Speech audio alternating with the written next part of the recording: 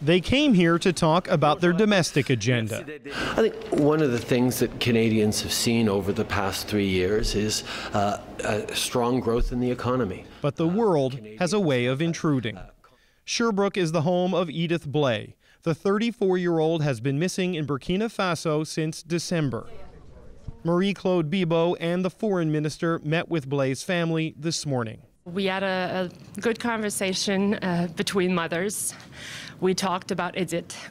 The risk to Blais is underscored by the case of Kirk Woodman, another Canadian found murdered this week after a kidnapping and gun battle in the same country.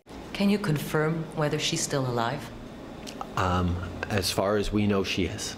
Canadians missing and murdered in Africa, detained or sentenced to death in China. One of the things that is of concern in this situation is the apparent blending of Chinese commercial interests with Chinese political positioning and consequences. This is something that I think should be of concern not just to Canadians but to people around the world.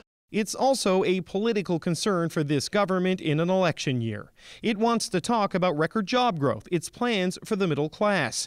But that can all be overshadowed by an international dynamic where Donald Trump is suddenly the least of Trudeau's concerns. Indeed, elsewhere around the world, we see withdrawing from democratic principles. We see withdrawing from the trade that leads to growth. And we've made cases for trade that is more beneficial to everyone. We've delivered on that. We've delivered on the kinds of things that have allayed some of the very real anxieties people are feeling out there. That last part is the re-election pitch. But will Canadians be able to hear it?